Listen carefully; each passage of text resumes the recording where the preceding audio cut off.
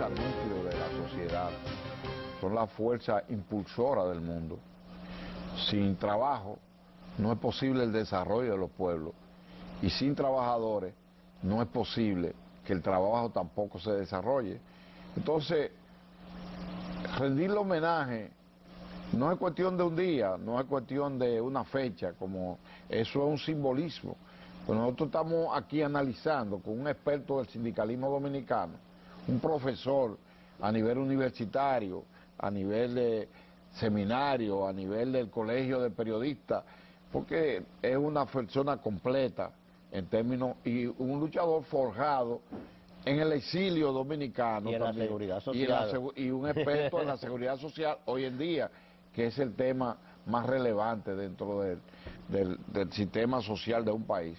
Pero bien, sobre seguridad social ya tendremos oportunidad de conversar. Hablemos ahora, porque hay un libro que me llamó mucho la atención suyo, el Sindicalismo en la República Dominicana, Sindicalismo y Política, la historia y presente del movimiento sindical en la República Dominicana, pero además también el sindicalismo cristiano, cómo interpretar y dándole seguimiento cronológico del 62 hasta el 70, vamos a una descripción de los movimientos surgidos, de los principales líderes, de la corriente que auspiciaban y del papel de la corriente social cristiana que ya usted comenzó a explicar en la CAS. La CAS era la Confederación Autónoma de Sindicatos Cristianos y hoy tiene sino clasista. Sí. Bien. Bueno, para entender el sindicalismo en cualquier parte del mundo hay que tener un conocimiento de la política y de la economía. O sea, el sindicalismo está sujeto a cómo se desenvuelve la política de un país y cómo se desenvuelve la economía. No se puede esperar que un sindicalismo esté sobre la política o sobre la economía. Y los vaivenes políticos que ha dado nuestro país se han reflejado en la clase trabajadora. Quiere decir, nosotros hemos tenido golpe de Estado, hemos tenido dictadura, hemos tenido militares, hemos tenido dos gobiernos en uno, hemos tenido democracia, hemos tenido todos los sistemas. Y en todo eso el sindicalismo ha podido sobrevivir. Y eso se debe a cosas fundamentales. Primero, el sindicalismo ideológico, o sea, durante una década, podemos decir la década del 60, había una lucha ideológica, política, universitaria y también sindical, y eso se reflejó mucho, y en el movimiento sindical se quedó reflejado cuando la CAS hizo su 10º congreso, que hubo una división y surgió la Central General de Trabajadores. Fue una lucha ideológica. ¿En qué año fue eso? Eso fue en el 71. Mientras tanto, la ideología se ha ido dejando atrás, pero las primeras décadas... No es una época de ideología ni de confrontación. No. Entonces, en la mundial. década del 60, por ejemplo, hubo tantas variaciones políticas, todo eso. Por ejemplo, el golpe de Estado. Cuando se dio el golpe de Estado al gobierno constitucional, la CAS, que era la organización mayoritaria, nosotros habíamos tenido confrontación con el gobierno, porque el gobierno trató de hacer una central única desde el gobierno y nosotros nos opusimos, pero fuimos y salimos, y los primeros presos después del golpe de Estado fueron de la CAS, especialmente Henry Molina, que era el secretario general de la CAS. Cuando en 1965 se produjo la intervención norteamericana, nosotros fuimos el comité ejecutivo a esta misma emisora, y hicimos un pronunciamiento de apoyo al movimiento constitucional. Se Y incorporaron, nos incorporamos. y aquí tenemos imágenes que le vamos a dar a la producción de este programa, imágenes donde aparece don José Gómez Celda planteando el derecho a retornar a la constitucionalidad como un deseo del pueblo dominicano.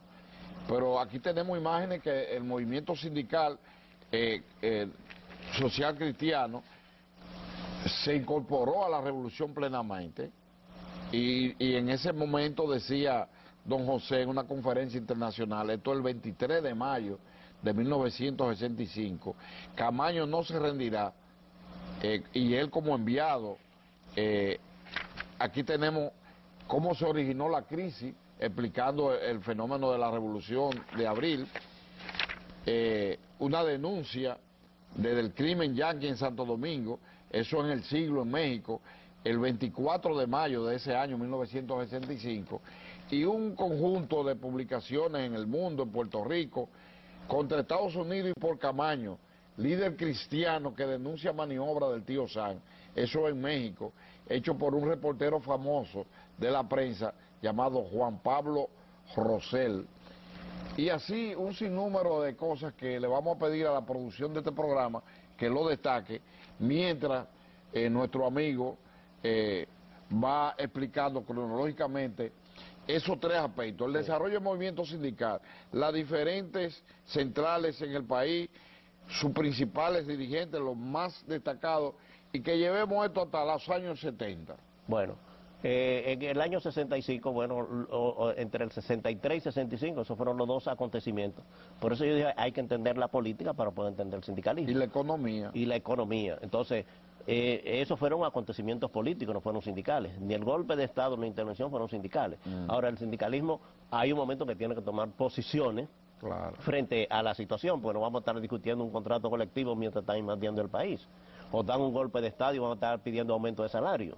Entonces, el movimiento sindical tiene que interpretar el momento histórico, político y el momento económico que hay. ¿Qué pasó con...? ¿Fue la única organización? No, se crearon varias organizaciones. Conatral era una organización auspiciada con todos los recursos de la embajada norteamericana.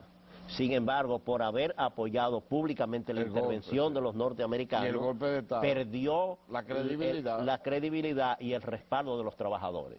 Y se quedaron y desaparecieron.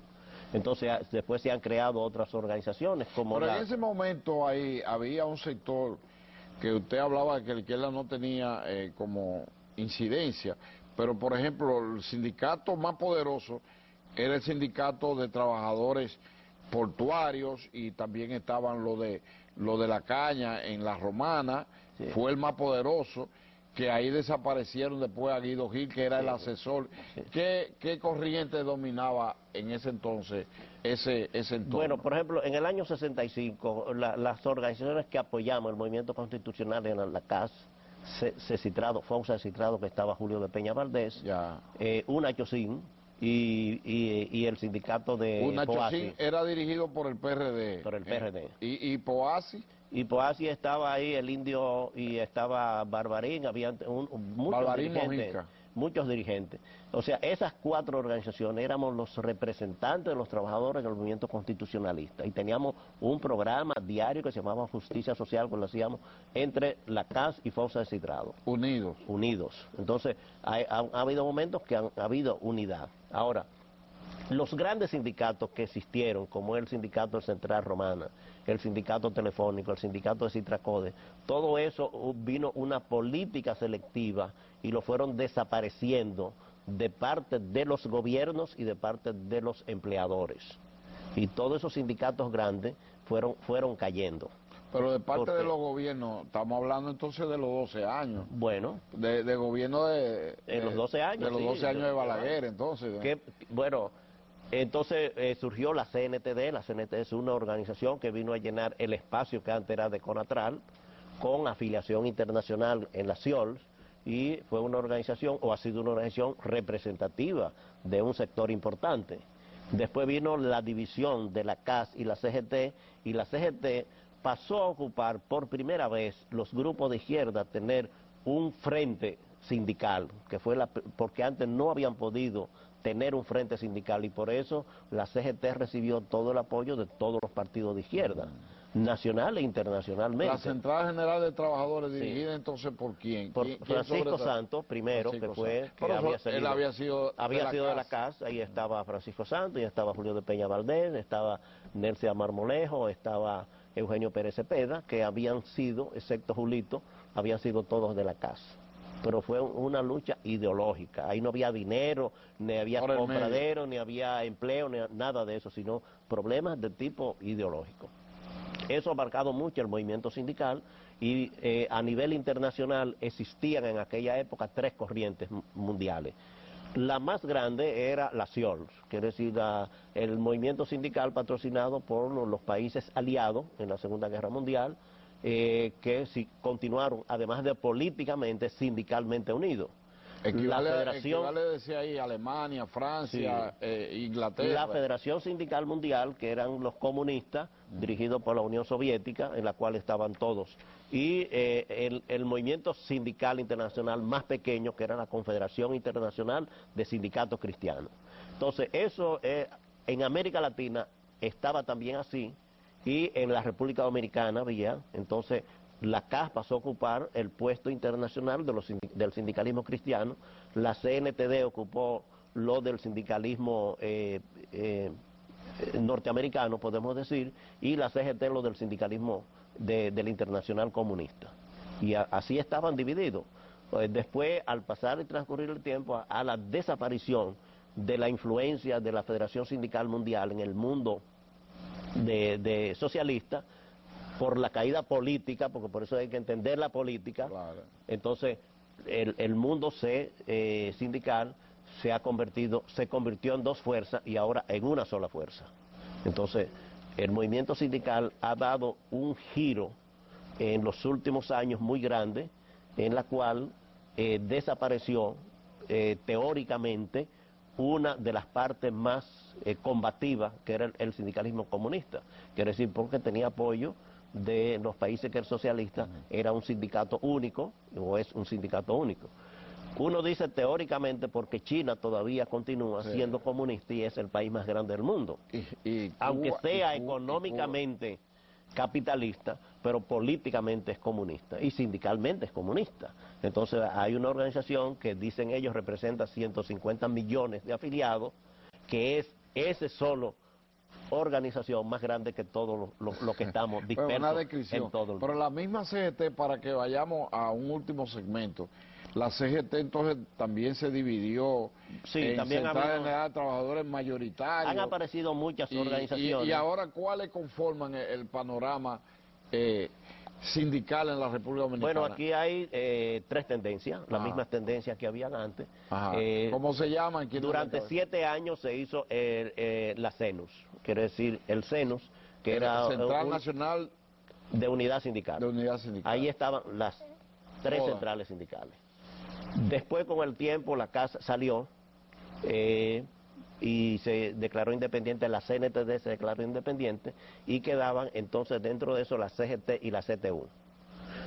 La CTU se separó de la CGT, quiere decir que ahora estamos igual que hace 20 años, 4 organizaciones a nivel sindical. La CGT se quedó con el nombre de CENUS en vez de CGT, pero todo es igual que hace 20 años. ¿Quién es la figura más relevante? Ahí está Pepe Abreu. Pepe Abreu está en la CENUS, Eugenio Pérez Cepeda en la CTU, Gabriel del Río en la CAS y Jacobo Ramos en la CNTD. Muy bien. Hemos ido cronológicamente, ideológicamente, sindicalmente explicando la historia del movimiento sindical, precisamente con motivo del Día Internacional de Trabajo, a quienes le dedicamos esta programación de Momentos de la Historia.